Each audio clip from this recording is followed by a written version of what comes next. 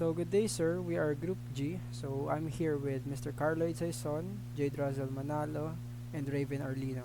So today we are going to discuss about our performance task in up and down counter from 0 to 9 and 9 to 0. So let's start with the flow of our simulation.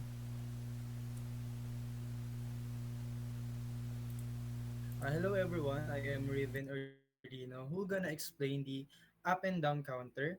So at first we can see we had a 5 JK flip flop that we use in up and down counter, and then at first JK flip flop connected na siya agad sa clock natin para siya yung magbibigay ng signal sa mga susunod pa or mga susunod sa kanyang JK flip flop.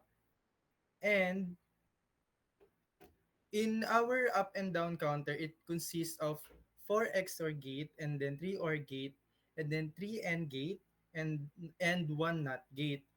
And ang ano natin, ang up and down counter, nagbibilang siya from 0 to 9 and 9 to 0. And as you can see here, dito no sa kabilang dulo natin, which is dito sa taas, no, may makikita kayo ditong box, which is ito yung ah, nagsasabi na kapag ang mode natin is naka 1, 1 up yung bilang niya. And then kapag naman 0 yung nakalagay doon, is down naman yung pagbilang niya. And then makikita natin no na dito sa mga gates natin may kanya-kanya siyang purpose, which is i-explain ng mga ka-group ko. Yung next naman na mag-explain for that po is si John Godfrey Roleda naman. Okay, so let's begin. Wait lang, lipat lang tayo ng slide. Ayan. So, ito nga, di nabanggit na nga po ni Mr. Orlino ang function nito. So, ito, yan, 1 and 0. So, paano ba nagana yung up counter natin? So, makikita natin dito, meron tatlong AND gate. So, ayan. So, mag-focus tayo dito sa AND gate na ito. So, itong AND gate na nag-iisa is pang up counter, while yung dalawa na magkadikit sa baba, which is ito, is the down counter. So, let's focus dito sa ating up counter, no. So, wait lang. So, itong up mode natin, gagana ang AND gate na to dahil ito yung magre-reset sa kanya ito. Ito. Yan. So, yung connection na yan, nakakonect siya directly sa ating mga OR gate. And, ang output nito ay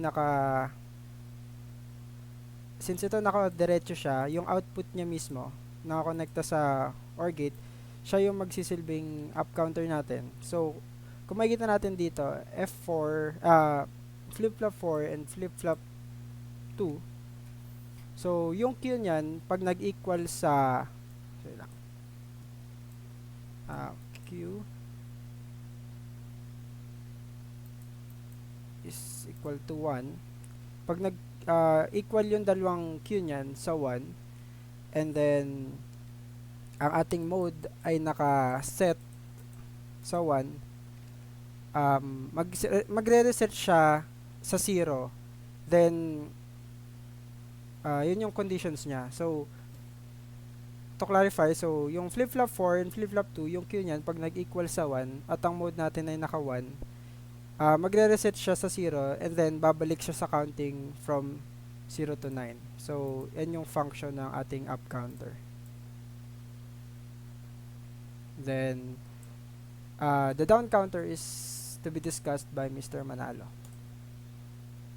Ay, baray So, mo to. dito naman po tayo sa part ng ating down counter, which is itong part na wait, yan, itong part na 'to, kasama yan. So first, unahin muna natin yung pinaka most important thing para gumana yung ating down counter, which is ito, na connected sa queue niya. Then connected yun sa ating end gate. So delete muna natin to. Masyadong dami. So as you can see, meron tayong ditong dalawang end gate, which is merong 2 and 1 output. Ito namang isa is 5 input, 1 output. So yung first pin ng ng pandalawang input is connected sa queue. Then yung isa naman niya is yung pin 2 naman is connected dun sa NAND natin na 5 input, 1 output. So yung output naman natin nito is makikita nyo lahat to is connected sa reset maliban na lang dito sa ating pinakaunang JK flip-flop, which is connected dito sa preset. So ito, makikita natin, paliwanag ko na, ayan, reset, reset, reset, reset. Pero connected to lahat sa OR gate kasi nga para din mag-reset yung up and down. So, next naman natin. So, as you can see, meron tayong makikita ditong NOT gate. So, ano nga ba so, para saan nga ba to? Ba't connected siya dun sa ating mode? So, basically, para lang gumana to, kasi ang magiging queue natin dito, all queue natin, pag naging 1, then yung modular natin, which is pag 0 siya, so hindi pa pwede yun. Kasi nga, ang main ano ng end is dapat 1-1 para maging 1. Kaya ang mangyayari dito is gagamitan natin siya ng NOT para maging 1 din. So pag nag 1-1 na, so magre-reset yun. So yun yung ang main function ng lahat ng to. Ay, sorry. Yan, ang function ng lahat ng yan. So, di ko na masyadong nasabi, pero eto yan, yung mga pin yan is, which is itong mga to is connected sa mga Q, Q, Q, Q, Q. Then itong nasa baba naman, may connection siya ng reset and preset. Wait, di ko nabanggit yung part na to is pag yun sa preset. So yan, may connection siya ng preset. So ang meaning nito is pag kunyari is magiging 111 na siya, then magre-reset muna siya, babalik siya sa 0000. Yan. Then pag tapos naman niya nito is magpe-preset siya from 000, then magpe-preset naman siya pag 11. Kaya mag-reset siya from down counter to. Pag 9 na siya, akit siya pabalik ng 0. So yun yung function nung down counter natin. Then next naman is papaliwanag ni Mr. Sison. So, summary na lang sa aking part. So, yun nga, ito yung up and down counter namin na discuss.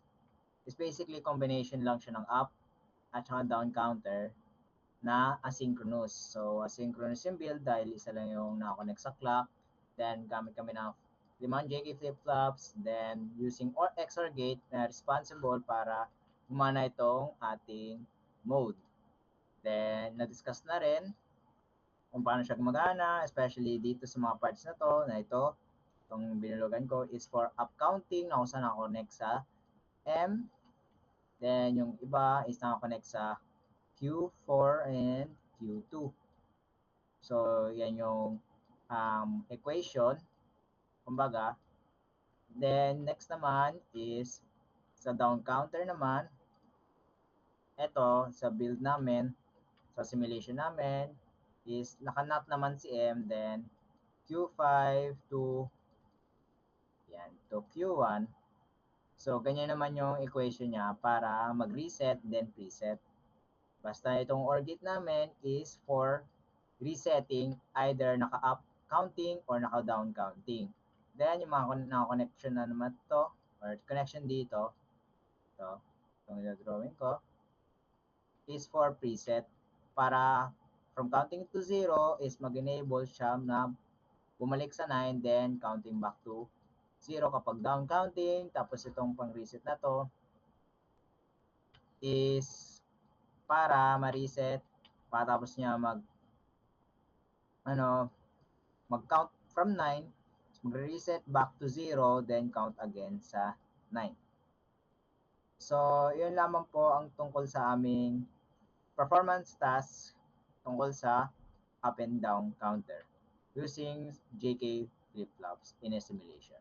So, ilan naman po, sir, at maraming salamat.